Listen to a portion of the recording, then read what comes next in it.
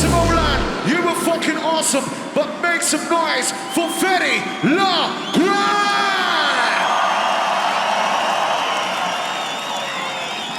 Tomorrowland brothers and sisters and Saudi MC, make some noise for the MC, please. It's that time. Squeeze in nicely, squeeze in sexy.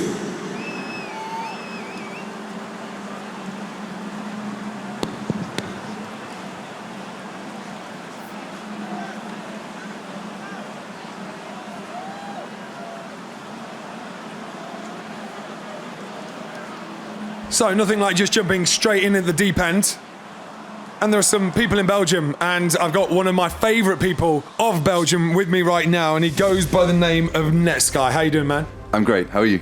Dude, last night, wow, you were hosting your own stage at the Garden of Madness last night, right? That's right. And you're feeling fresh today? Yeah, I am actually. Yeah, it was a big night, but we kind of kept it like nice and easy for a Saturday night. So yeah, it was going off. We were listening late last night. There was like people getting excited online, just seeing what was going on, hearing what was going on. Oh, you wicked. brought the energy, and at one point you said, "This is my new favorite memory of Tomorrowland." Is that right? Yeah, and I think it really was. Like, it was in the heat of the moment, to be honest. But like, seriously, like the crowd yesterday was incredible, and like it was really international as well. We kind of like upgraded from the Netsky fan stage last year, which was the Dragon. Yeah, I can't call it an upgrade. You know, it was just bigger. Yeah. But the water jets from Planaxis in the background as well. Mental.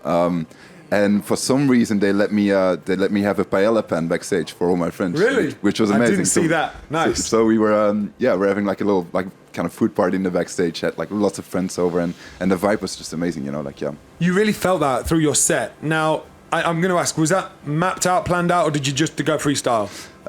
Bits and pieces, you know. I know, because I always ask you this question because you always surprise me and you always go off and then come back. And so I never know if it's planned or you were just feeling it. And I couldn't tell last night. I really couldn't. Right, okay, yeah. No, some bits are planned. I'm going to be honest. Especially at festivals, it's important to like kind of plan and map out because you kind of get lost in the moment and forget like how fast or slow time goes as well.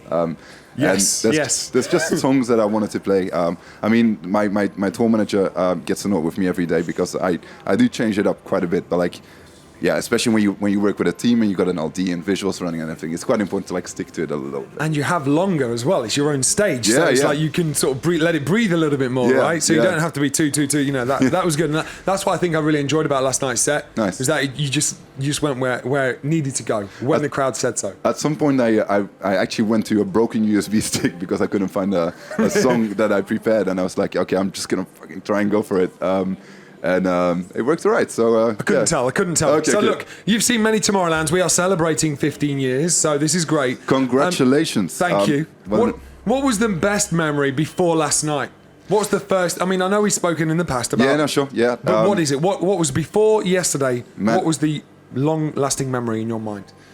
It's like I could write a book of like good memories here, but you're allowed one. I've got one. Okay. I mean, it's cheesy, but I think the first time I played the main stage 3 years ago, and just because it's so like international, so special, people talk about it all year long, wherever you go. If you wear like a T-shirt with like a Tomorrowland logo on it, like wherever you go on a holiday, people will speak to you about it. Yeah. You know, it's just different from. I mean, I did Glastonbury, I did Coachella, which are amazing like highlights, but Tomorrowland main stage is something so international and so like part of this whole worldwide kind of electronic scene that like.